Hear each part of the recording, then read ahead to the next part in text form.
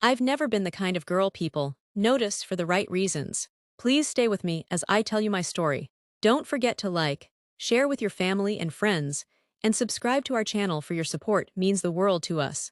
Now back to my story. Growing up, I was the fat one, the one whispered about in hallways, the punchline to jokes boys thought I couldn't hear. If I laughed too loud, someone would mimic a pig's snort. If I dared wear a dress, someone would mutter, "Who told her that fits?" I learned early to shrink myself, to fold my dreams into silence. My friends chased love notes and Valentine's roses. Me, I buried myself in books and fairy tales, secretly wishing a man would one day look at me like I was the only woman in the world. My best friend, Clara, was the opposite of me in every way. Slim, magnetic, always the center of attention. Yet she was the one who wiped my tears when I cried after school. The one who told me, "Don't listen to them. You're beautiful." I believed her because she was all I had. Still, a part of me thought love wasn't written in my stars. Until he came along. I met Daniel in college. He was the kind of man who blended into a room. Tall, ambitious, with eyes that burned with something I couldn't name. When he spoke to me, I waited for the usual mockery. But it never came. Instead, he smiled, leaned closer, and said, "You have the most genuine laugh I've ever heard." No one had ever said that to me before. Not once. That single sentence cracked the shell I had built around myself. Soon we were inseparable. Coffee dates turned into midnight talks. Midnight talks turned into whispered promises. And for the first time in my life, I wasn't the girl hiding in shadows. I was his. It felt like a fairy tale, one I didn't deserve but clutched with both hands anyway. What I didn't know then, standing on the edge of what I thought was happiness, was that both Daniel and Clara were playing roles in a story I hadn't written. A story that would one day leave me broken, humiliated, and standing alone in a white dress. But I didn't see it coming, not yet. Daniel wasn't supposed to notice me. Men like him never did. He was the kind of guy people gravitated toward effortlessly, confident, ambitious, the kind who filled every room he walked into. But somehow, he noticed me. It started with a smile across the library table, the kind that makes your stomach flutter, even when you try to pretend it doesn't. Then came conversations about books, movies, life, and dreams. For the first time, someone was listening to me, really listening, not to laugh at me, not to judge but to understand. One evening, as we walked back from class, he stopped mid-step and said, "You're not like anyone I've ever met. You make me feel grounded." I laughed, nervously tugging at my sleeves to hide my arms. Grounded, that's not exactly romantic. He smiled, "No, it is. Most people are fake. But you're real, and that's rare." Those words carved themselves into my chest. For years, I had been told I wasn't enough, not pretty enough, not slim enough, not worthy enough. And here was this man telling me I was rare. We started spending more time together. Study sessions blurred into dinners, and dinners turned into nights where we sat in his car, talking until sunrise. His hand would brush against mine, and my entire body would light up, as if electricity ran through my veins. Clara noticed, of course. She always noticed. She would tease me endlessly, nudging me whenever his name came up. "I think he likes you, but I think you like him even more." She'd grin, her eyes glinting. I didn't mind the teasing. For once, I was happy. For once, I was chosen. The day Daniel asked me to be his girlfriend is still burned into my memory. We were sitting at the park, the sun dipping low, painting the sky in orange and gold. He took my hand, nervous in a way I had never seen him before. "I don't want to dance around this anymore," he said. "You're the one I want. The only one. Will you be mine?" I remember laughing through tears, nodding so fast it almost looked ridiculous. For the first time, I felt like all those fairy tales I read as a little girl might actually come true. What I didn't realize then was that every fairy tale has a shadow, and mine was closer than I thought, smiling at me, calling herself my best friend, waiting for her turn to step into my story. Clara had been in my life for as long as I could remember. If Daniel was the man who made me feel seen, Clara was the woman who made me feel safe. She knew me inside out, my childhood fears, the insecurities I hid from the world, even the way I used to stand in front of the mirror as a teenager, pinching at my stomach and whispering, "Why can't I be smaller?" She always had the right words. "You're beautiful, don't let anyone tell you otherwise." She'd insist, pulling me into a hug. And I believed her, because who else would I believe if not my best friend? When Daniel and I got together, Clara was the first to cheer me on. "Finally," she laughed, clapping her hands.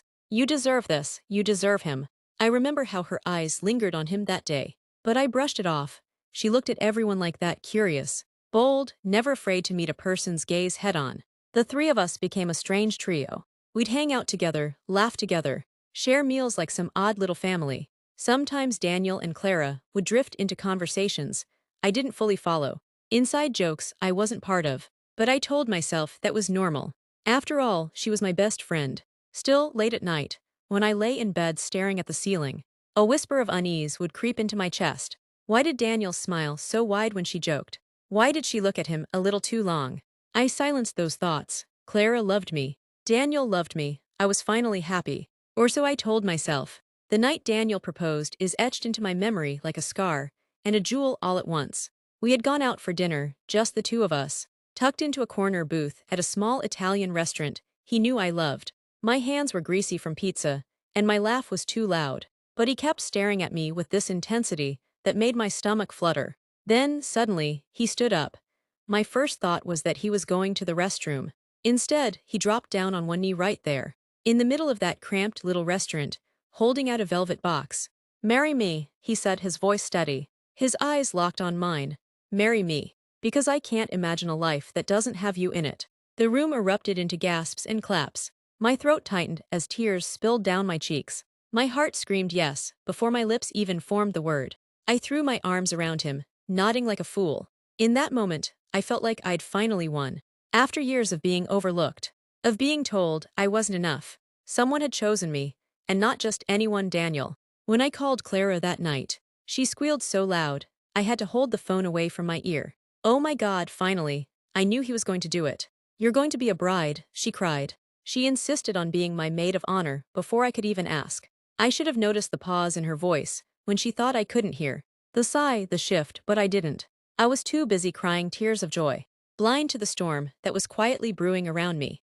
From the moment I said yes, my life became a whirlwind of planning. I threw myself into it like a woman possessed. Pinterest boards, magazine cutouts, late-night calls with Clara, every detail mattered. This wasn't just a wedding, it was proof. Proof that I was worthy of love, worthy of happiness, worthy of being chosen. Clara was my anchor through it all. She came to every dress fitting, every cake tasting, every frantic midnight meltdown. She held my hand when the dress clung too tightly in the wrong places. "Stop it," she scolded. "You look stunning. He's going to cry when he sees you." I laughed through my tears, grateful. Daniel, though, seemed distracted. He missed 2 meetings with the planner, brushed off flower arrangements, shrugged when I showed him invitation samples. "Whatever makes you happy," he said. I told myself it was stress from work. After all, weddings are more for the bride, right? Still, I couldn't ignore the way Clara and Daniel sometimes slipped into their own bubble. A joke shared across the table that I didn't understand. A smile too wide. A hand that lingered on his arm a little longer than necessary when she laughed. One evening, I walked into the kitchen and found them laughing. Their heads close together. They jumped apart when they saw me. Too quickly, like teenagers caught sneaking a cigarette. My chest tightened, but Clara grinned as if nothing had happened. "We were just teasing each other about the playlist for the reception," she said. I forced a smile. I wanted to believe her. I needed to believe her. Because this was my dream, and I refused to let shadows creep into it. Little did I know, those shadows were already growing. The morning of my wedding felt unreal. Sunlight spilled through the curtains like a blessing. Soft and golden, my mother fussed over me. My bridesmaids whispered prayers and compliments. And Clara, a maid of honor, buzzed around with that familiar energy, making sure every detail was perfect. "You're glowing," she said, smoothing the lace of my gown. Her smile was warm, her eyes bright. And for a moment, I forgot the nagging doubts that had been gnawing at me for weeks. I wanted to believe this was happiness, pure and untouched. As I stood before the mirror, I barely recognized myself. The girl who once hid from cameras now stood tall in white satin, her curls pinned like a crown, her lips trembling with anticipation. For once, I felt like I was enough. The car ride to the church was a blur. Guests gathered outside, their faces beaming, their voices humming with excitement. Inside, my heart raced like a drum. This was it, the day I'd dreamed of since childhood. The moment when every wound, every insult, every whispered, "She'll never find love," would be silenced. When the music began, I clutched my bouquet so tightly the stems dug into my palms. My father held my arm as we walked down the aisle. My eyes fixed on Daniel. He stood tall, handsome in his suit, but his expression, God. His expression was unreadable. I told myself it was nerves. I told myself he'd smile when I reached him. But as I walked closer, the knot in my stomach tightened. His eyes darted, not at me but toward Clara, who stood to the side, watching. And for the first time that day, I felt a chill crawl down my spine. My heart pounded as I reached the altar. Daniel took my hands, but they felt cold, limp, like they didn't belong to him anymore. I searched his eyes for the warmth I had fallen in love with, but something else stared back at me. Hesitation, maybe even disgust. The priest began to speak, his words a blur. I barely heard him until he asked Daniel the question every bride waits for. Do you take this woman's? Daniel's grip tightened, then he pulled his hands away. A murmur rippled through the crowd.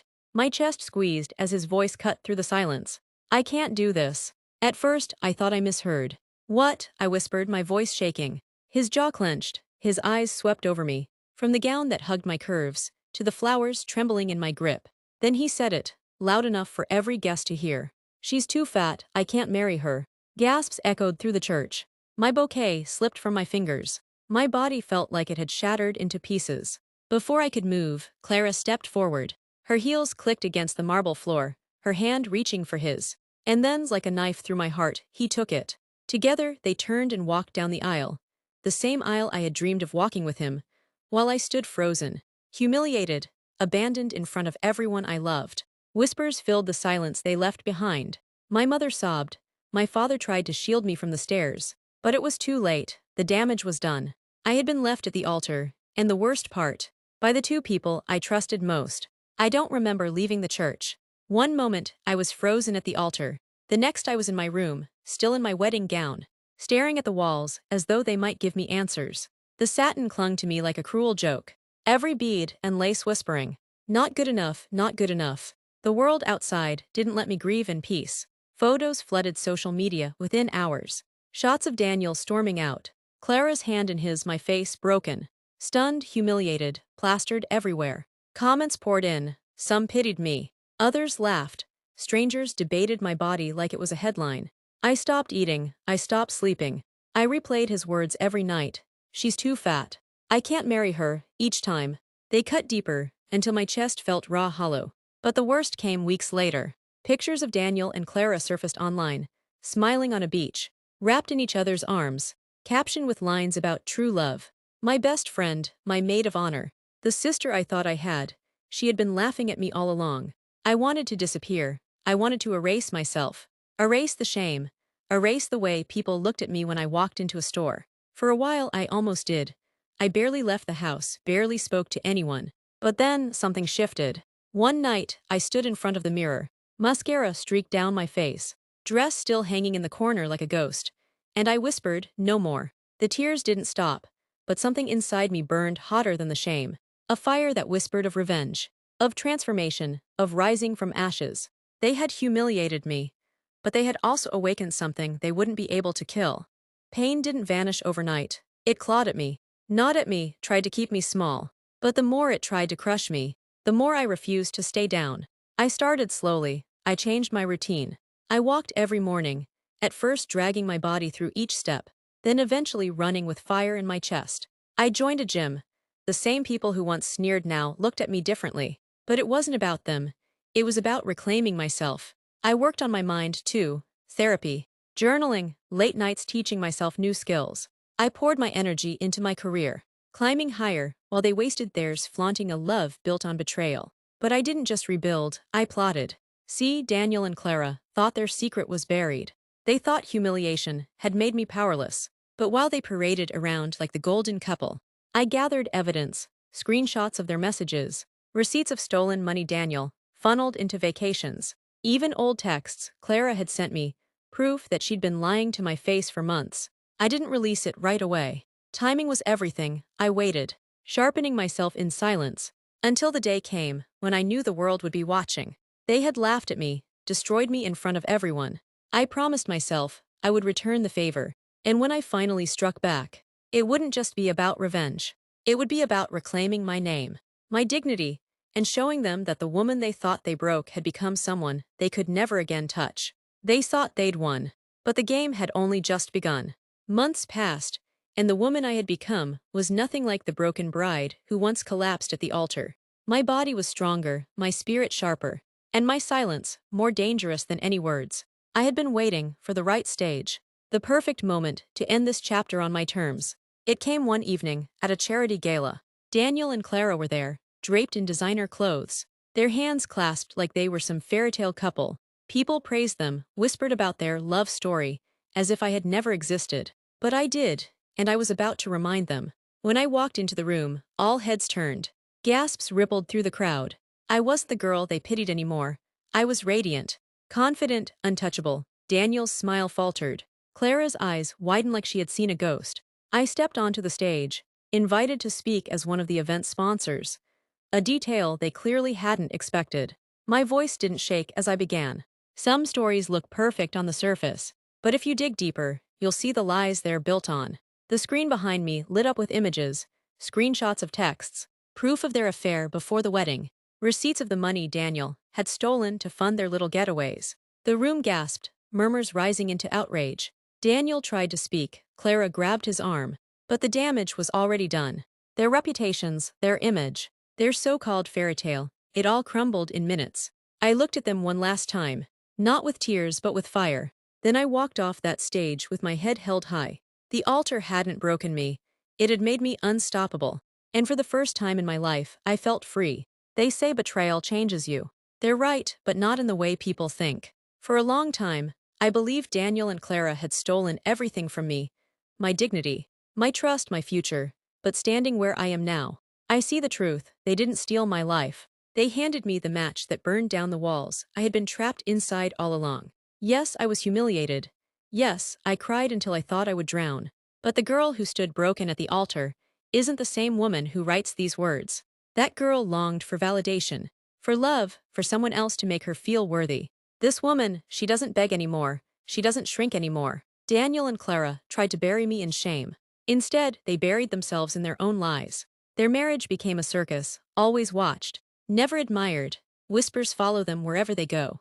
Because people don't forget the kind of betrayal that leaves someone at the altar. As for me, I built a new life. A stronger life. I started a business, traveled and began to chase dreams that were mine, not ours. I stopped apologizing for my body, my voice, my presence. Do I still feel the sting sometimes? Yes, scars don't vanish overnight. But every scar reminds me of the fire I survived. One day, someone may love me again. But whether they do or not, I know this. I am already whole. The altar didn't end my story. It was only the beginning of my rise. Thank you for watching. Till the end, don't forget to like, share and subscribe to our channel for more interesting stories.